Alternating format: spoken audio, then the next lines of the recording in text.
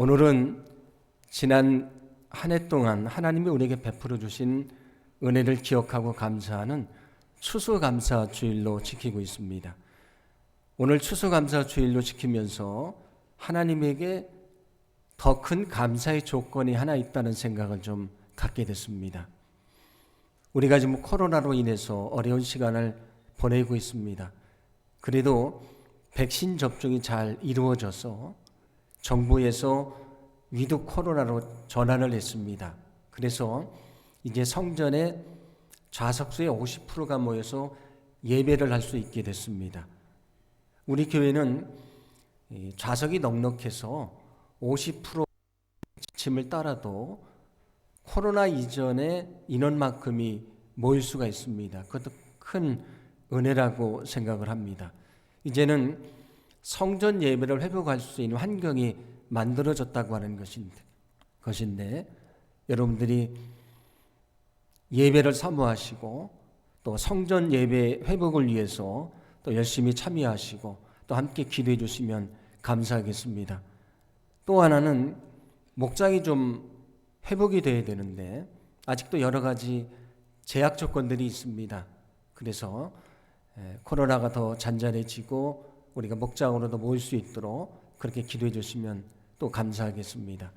교회 학교도 어려움이 많이 있었습니다. 이제 수능이 끝나면 전면 등교를 한다고 시작을 하는데 이제 교회 학교도 준비를 해야 될 것 같습니다. 이 교회 학교 회복을 위해서도 기도해 주시면 감사하겠습니다. 우리 일상도 회복이 돼야 되지 않겠습니까? 이 코로나가 온전히 잔잔해질 수 있도록 계속 기도해 주시면 감사하겠습니다. 이처럼 우리가 더 많이 모일 수 있는 오늘이 첫 주일입니다.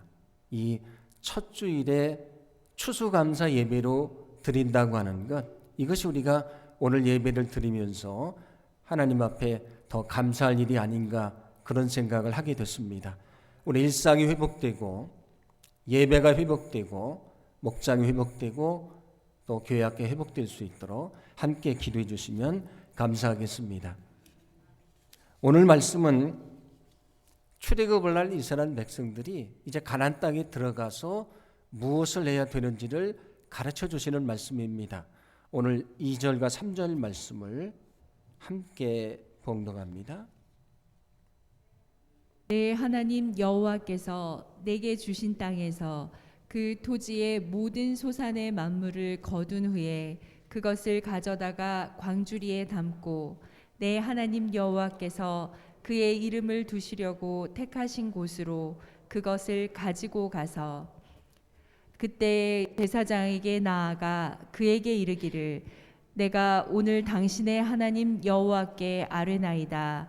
내가 여호와께서 우리에게 주시겠다고 우리 조상들에게 맹세하신 땅에 이르렀나이다 할 것이요.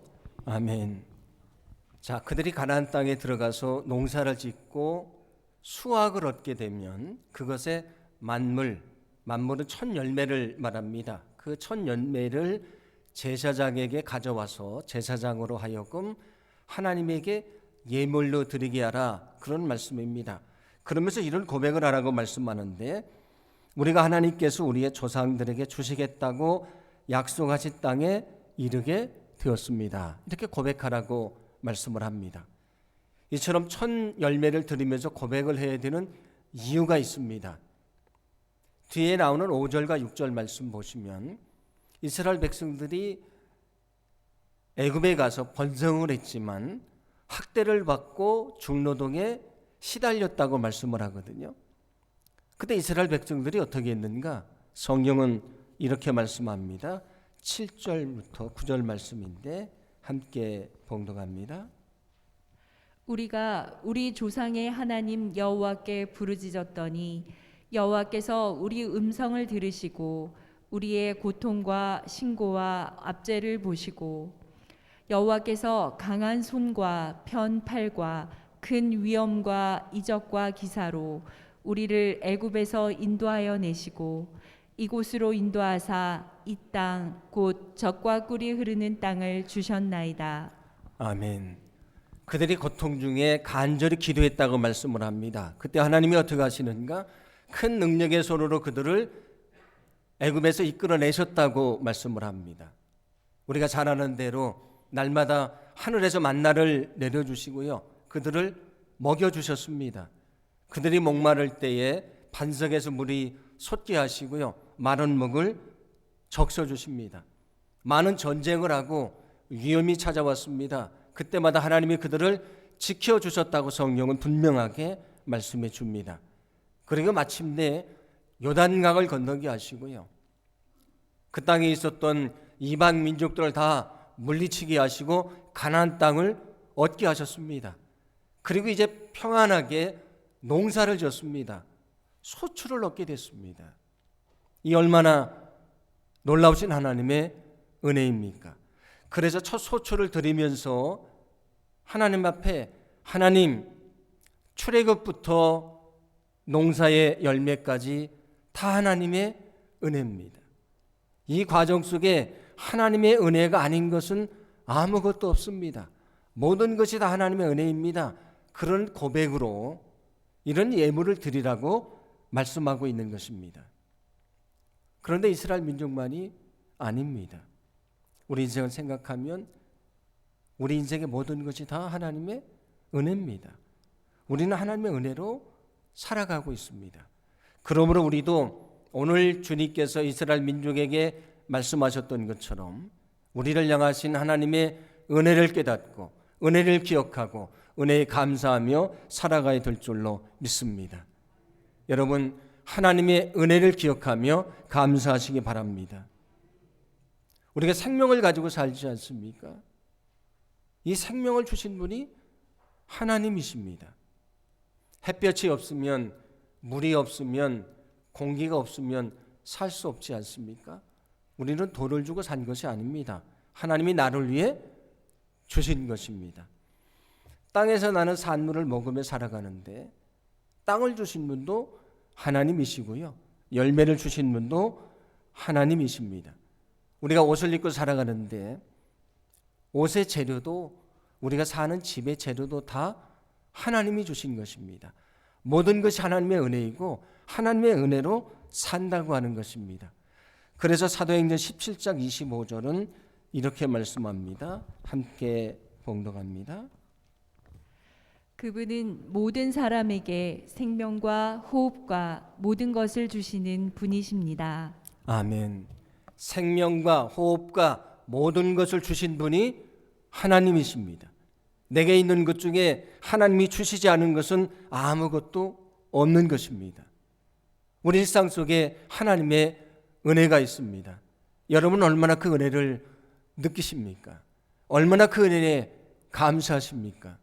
여러분, 우리 일상 속에 있는 하나님의 은혜를 깨닫고 정말 그 은혜를 기억하고 날마다 감사할 수 있는 저와 여러분의 삶이 되기를 간절히 소망합니다. 주님이 그 마음을 기뻐하시고요, 감사하는 자에게 더 많은 은혜, 더 많은 주의 축복을 내려주실 줄로 믿습니다. 오늘 성경 말씀을 통해서 우리가 또 중요하게 생각할 것이 있는데, 그냥 마음으로 감사하라, 그리고 입술로 감사하라, 그렇게 말씀하신 것이 아니고요, 농사를 지은 다음에 소출을 얻으면 그것의 첫 열매를 드리는 행위를 통해서 감사하라, 그렇게 말씀을 합니다. 마음으로만 감사하는 것이 아니고 입술로만 감사하는 것이 아니고 감사를 표현하라, 그런 말씀이거든요. 하나님이 이스라엘 백성들에게 새 절기를 꼭 지키라고 말씀을 하는데, 신명기 16장 16절과 17절 말씀을 봉독합니다. 너희 가운데 모든 남자는 1년에 3번 곧 무교절과 칠칠절과 초막절에 내 하나님 여호와께서 택하신 곳에서 여호와를 배웁되 빈손으로 여호와를 배웁지 말고 각 사람이 내 하나님 여호와께서 주신 복을 따라 그 힘대로 드릴지니라. 아멘. 여기 무교절을 지키라고 말씀을 하는데, 무교절은 이스라엘 민족이 애굽에서 해방된 것을 기억하는 유월절 다음 날부터 일주일 동안 지켜지는 절기입니다. 이 전체 절기를 통해서 애굽에서 해방된 것을 기억하고 감사하는 절기가 됩니다. 여기 칠칠절이라고 하는 것은 보리와 밀을 수확한 다음에 감사하는 우리가 알고 있는 맥추절을 말하는 것입니다. 초막절이라고 하는 것은 이스라엘 백성들이 광야 40년을 살았는데 그때 하나님이 지켜주신 것을 기억하며 드리는 장막절이라고 하는 절기가 있는데 그 절기를 말하는 것입니다. 그런데 오늘 말씀은 이 절기를 지키되 어떻게 지키라고 말씀을 합니까? 너희는 빈손으로 오지 말라. 하나님이 주신 복에 따라서 힘대로 드리라. 그렇게 말씀하거든요. 너희는 최선을 다해서 드리라 말씀을 합니다. 하나님의 은혜를 그냥 마음으로 깨닫는 것만도 아니고요. 입술로만 고백하는 것만도 아니고 감사를 표현하는 행위를 하라고 하는 것입니다. 우리가 사람이 마음속에 아무리 감사한 마음을 가지고 있어도 그것을 말하지 않으면, 표현하지 않으면 사실은 알 수가 없지 않습니까? 그래서 사람들도 감사한 마음이 있으면 감사한다고 얘기하고 또 선물을 주며 감사를 표현하지 않습니까? 하나님의 은혜에 대해서도 역시 마찬가지인 것입니다. 하나님의 은혜를 그냥 마음으로 깨닫는 것만도 아니고요. 입술로만 고백하는 것도 아니고 오늘 성경은 하나님의 은혜에 감사하는 행위를 해라, 표현을 하라 말씀을 합니다. 이것은 무슨 말씀이냐면 은혜를 깨닫는 것만이 아니고 은혜에 감사하는 삶을 살라고 하는 것입니다. 우리의 삶 속에 하나님의 은혜에 대한 감사가 넘쳐나야 된다, 나타나야 된다, 그런 말씀입니다. 그러므로 우리는 주님의 은혜를 기억하는 것만이 아니고 은혜에 감사하며 감사하는 삶을 살아가야 될 줄로 믿습니다. 여러분, 하나님의 은혜에 감사하는 삶을 살아가시기를 바랍니다.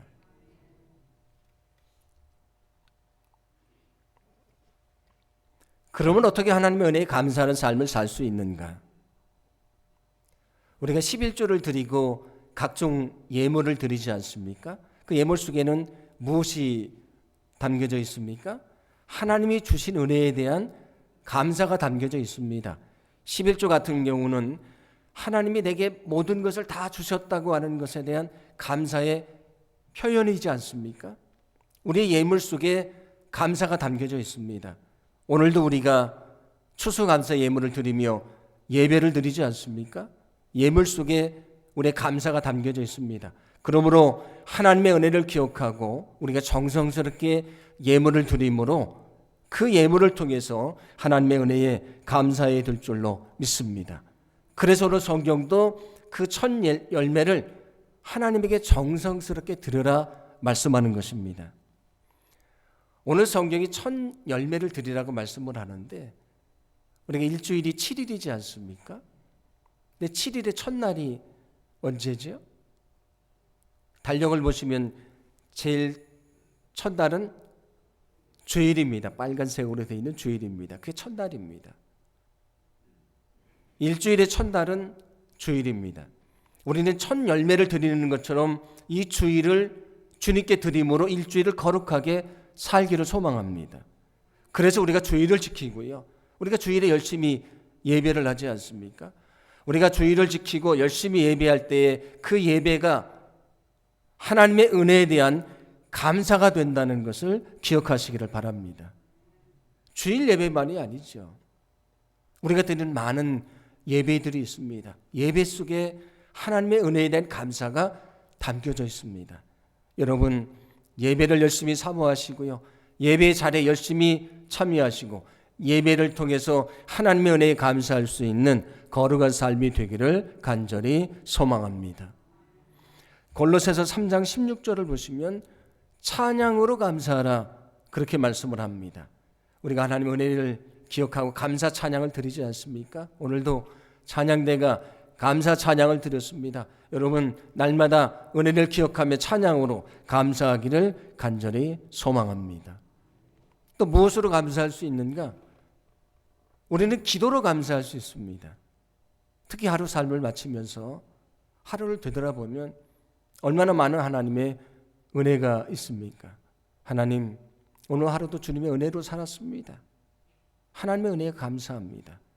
우리가 기도로 감사할 때에 주님이 그 마음을 기뻐하시고요, 그에게 더 많은 주의 복을 내려주실 줄로 믿습니다. 오늘 전체 본문에 속하는 12절을 보시면 이렇게 말씀합니다. 함께 봉독합니다.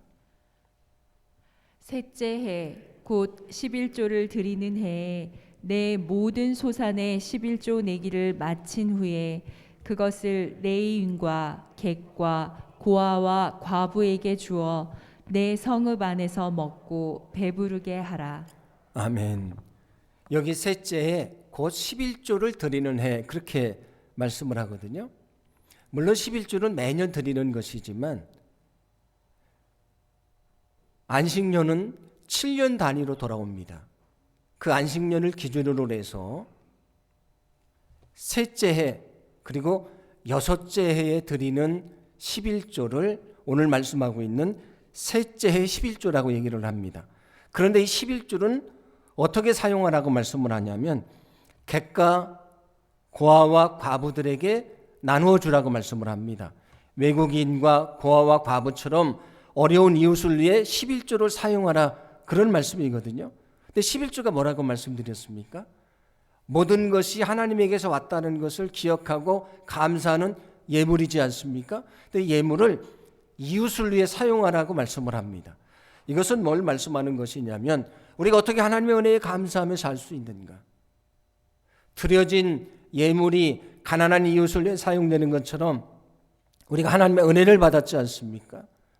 은혜를 받은 자로서 이웃을 위해 사랑하고 우리가 나누어 주며 그들을 위해서 살아가는 것이 하나님의 은혜에 감사하는 것이라는 말씀입니다. 여러분, 우리는 하나님의 은혜를 기억하고 그리고 우리의 것을 이웃에게 나누어 줌을 통해서 사랑을 실천함을 통해서 감사하는 삶을 살아가야 된다는 것을 기억하시기를 바랍니다. 은혜를 받았으니 은혜를 나누어 주라고 하는 것입니다. 그때 주님이 우리 마음을 기뻐하시고요, 우리에게 더 많은 감사의 조건을 허락해 주실 줄로 믿습니다. 디모데전서 2장 4절은 이렇게 말씀합니다. 함께 봉독합니다. 하나님은 모든 사람이 구원을 받으며 진리를 아는 데에 이르기를 원하시느니라. 아멘. 하나님의 가장 큰 소원은 무엇입니까? 오늘 성경이 말씀하지 않습니까? 이 땅의 모든 사람이 다 구원받는 것입니다. 영혼 구원이 하나님의 가장 큰 소원입니다. 우리가 하나님의 은혜를 받았으니 감사해야 되는데 그럼 무엇을 할 때 하나님이 가장 기뻐하시겠습니까? 영혼을 구원하는 것입니다. 우리가 영혼을 구원할 때에 하나님이 기뻐하시고요, 영혼을 구원하는 것이 하나님의 은혜에 감사하는 삶인 것을 기억하시기를 바랍니다. 우리는 하나님의 은혜를 그냥 기억하기만 하는 것이 아니고요, 마음으로만 감사하는 것이 아니고요, 입술로만 고백하는 것이 아니고 날마다 우리 삶 속에서 그 감사가 나타나야 되는 것입니다. 하나님이 기대하시는 것은 매일매일 감사의 삶을 사는 것입니다. 여러분, 날마다 주님의 은혜를 기억하시고 감사하는 삶을 살아가시기 바랍니다. 그게 주님이 기뻐하시는 삶이고요, 우리의 온 생애를 주님에게 드리는 삶인 것입니다. 그때 주님이 우리의 감사를 받아주시고 우리에게 예비되어 있는 주의 더 큰 은혜와 또 축복과 능력을 부어주실 줄로 믿습니다. 마태복음 15장 말씀을 보시면 예수님께서 빵 7개하고 물고기 2마리를 가지고 4,000명을 먹이고 그리고 7광주리가 낳는 말씀이 나옵니다. 우리가 그 오병이어 말씀 잘 알고 있지 않습니까? 빵 5개와 물고기 2마리를 가지고 예수님께서 5,000명을 먹이시고 12광주리가 낳는 말씀입니다. 그것을 오병이어의 기적이다, 그렇게 이야기를 하는데 그것처럼 이 기적을 칠병이어의 기적이라고 얘기를 합니다. 그 칠병이어의 기적을 말씀하시는 것인데 이 기적이 언제 일어났는가? 성경 마태복음 15장 36절은 이렇게 말씀합니다. 함께 봉독합니다. 빵 7개와 물고기를 들어서 감사 기도를 드리신 다음에 떼어서 제자들에게 주시니 제자들이 무리에게 나누어 주었다. 아멘. 예수님이 뭘 하셨다고 말씀을 하죠? 감사 기도를 하셨다. 거기 수많은 사람들이 모여 있는데 그 빵 7개하고 물고기 2마리가 얼마나 적은 것입니까? 그런데 예수님은 적은 것을 놓고 하나님 앞에 감사 기도를 드리십니다. 그리고 나누어 주라고 말씀하셨더니 거기에 있는 모든 사람들이 먹고도 남음이 있었다고 말씀해 줍니다. 이것이 바로 감사의 기적이라고 하는 것입니다. 누가복음 17장을 보시면 예수님께서 10명의 나병 환자에게 너희는 제사장에게 가서 내 몸을 보이라 그렇게 말씀하시는 이야기가 나옵니다. 왜 그렇게 말씀하셨냐면 그 당시에는 이 나병 환자들이 제사장에게 가서 그 몸이 깨끗해졌다는 것을 확인받아야 집으로 돌아갈 수 있었습니다. 그래서 내가 너희들을 고쳐주길 원하니 제사장에게 가서 그 몸을 보이라고 말씀하신 것입니다. 그들이 제사장에게 가다가 몸이 다 깨끗해졌습니다. 그런데 성경은 뭐라고 말씀하냐면 10명이 다 깨끗해졌는데 9명은 다 집으로 돌아갔고요. 거기 한 사람 사마리아 사람인데 그 사람만이 예수님에게로 돌아옵니다. 그리고 영광을 돌리며 그 발 앞에 엎드려서 감사했다고 말씀합니다. 주님이 그의 감사를 들으시고 이렇게 말씀하십니다. 누가복음 17장 19절 말씀입니다. 함께 봉독합니다. 그에게 이르시되 일어나 가라 내 믿음이 너를 구원하였느니라 하시더라. 아멘. 감사했던 사마리아 사람에게 주님이 말씀하십니다. 가라 내 믿음이 너를 구원하였느니라. 그는 나병이 낫게 됐습니다. 그런데 나병이 낫는 것과 비교할 수 없는 그 영혼이 구원받는 놀라운 축복을 얻게 됐습니다. 왜냐하면 나병은 치유받았습니다. 그러나 영혼이 구원받지 못해서 영원한 지옥불에 떨어지면 그는 세상에서 가장 불행한 사람이기 때문입니다. 나병이 치유받은 것과 비교할 수 없는 영혼이 구원받는 더 큰 축복을 얻게 된 것입니다. 무엇을 통해서? 감사를 통해서. 여러분, 감사는 더 큰 감사를 가져온다는 것을 기억하시기 바랍니다. 감사는 더 큰 감사를 낳게 되는 것입니다. 감사는 더 큰 감사를 낳게 됩니다. 여러분, 날마다 주님의 은혜를 기억하고 날마다 감사하기를 간절히 소망합니다. 그래서 고린도후서 4장 15절은 이렇게 말씀하는데 함께 봉독합니다.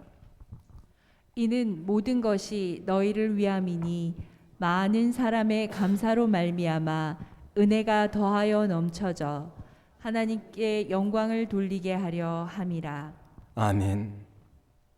감사하는 자에게 뭘 더 주신다고 말씀을 하죠? 더 큰 은혜를 주신다. 감사하는 자에게 더 큰 것을 주신다는 약속입니다. 우리 일상 속에 하나님의 은혜가 얼마나 많습니까? 날마다 그 은혜를 기억하고 진심으로 감사하고 감사하는 삶을 살게 되기를 소망합니다. 그때 주님이 우리 마음을 기뻐하시고요. 오늘 말씀처럼 감사에 더 큰 감사를 낳게 하시고 우리에게 더 큰 복을 내려주시고 우리가 더 많이 감사하는 축복된 삶을 살게 될 줄로 믿습니다. 디트리 보네퍼라고 하는 목사님이 계셨었는데 그분이 신도의 공동생활이라는 책을 쓰셨습니다. 거기 보면 이런 귀절이 나오는데 제가 소개를 해드릴 테니까 한번 잘 들어보시기 바랍니다. 우리는 큰 것을 구하느라 날마다 받는 작은 선물은 잊어버리고 감사하지 않습니다.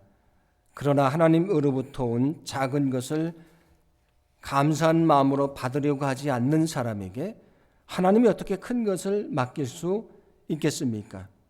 평범한 일상 속에 주어진 복을 하나님이 내려주신 복으로 알아보는 눈이 보배이고 믿음의 깨달음입니다. 아멘. 하나님의 은혜를 기억하고 작은 것에 감사하는 것, 일상 속의 작은 것에 감사하는 것 하나님이 기뻐하시고 그에게 더 큰 것을 주신다고 하는 이야기입니다.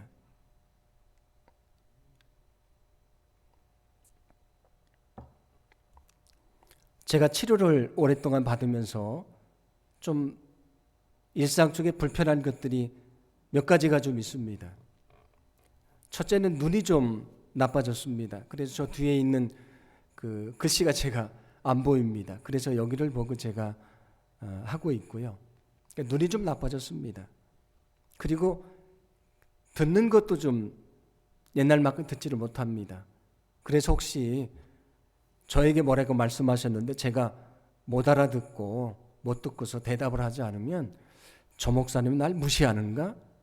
그렇게 생각을 하지 마시고 목사님이 옛날만큼 잘 듣지를 못하시는구나 그렇게 생각하시면 감사하겠습니다.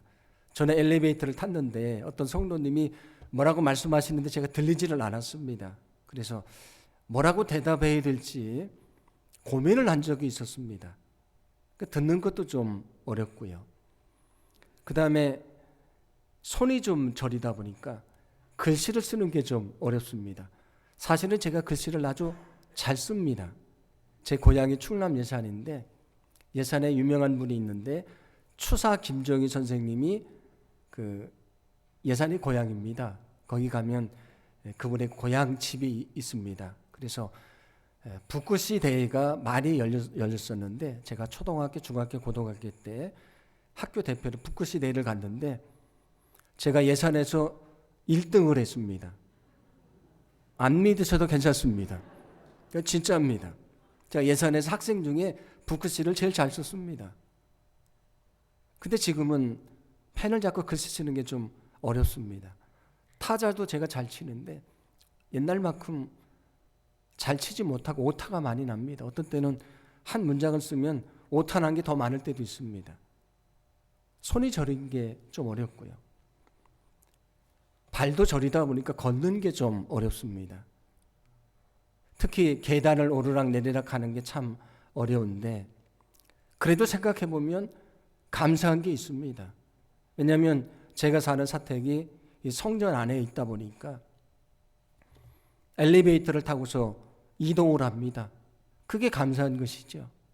그런데 어떤 때는 엘리베이터를 타고 오르락 내리락 하는 그 짧은 시간도 힘들 때가 있습니다. 서 있기가 힘들 때가 있습니다. 그래서 제가 교회에 부탁을 해서 거기 네모진 의자 하나를 좀 갖다 달라고 했습니다. 그래서 엘리베이터 안에 그 의자를 갖다 놓고요. 힘들면 거기 앉아 있습니다. 그때 제 마음속에 드는 생각이 있습니다. 내가 걷기가 힘든데 엘리베이터를 타고 이동하는 것도 감사한 것이고 여기에 의자가 있는 것도 감사한 것이고 내가 지금 여기 앉아서 쉴 수 있는 것도 감사한 것인 것을 깨닫고 있습니다. 우리 일상 속에 큰 것이 아닙니다.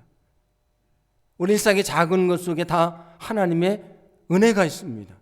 여러분 오늘 말씀처럼 하나님의 은혜를 기억하시고 그 은혜를 마음속에 품고 은혜에 보답하는 감사하는 믿음의 삶을 살게 되기를 간절히 소망합니다. 그때 주님께서 우리의 삶을 기뻐하시고요. 우리에게 더 큰 복을 주실 것입니다. 우리에게 더 큰 감사의 조건을 허락해 주실 줄로 믿습니다. 그래서 우리의 삶이 감사하는 삶이요. 하나님이 주시는 더 큰 은혜가 넘쳐나는 그런 축복된 삶이 되기를 간절히 소망합니다.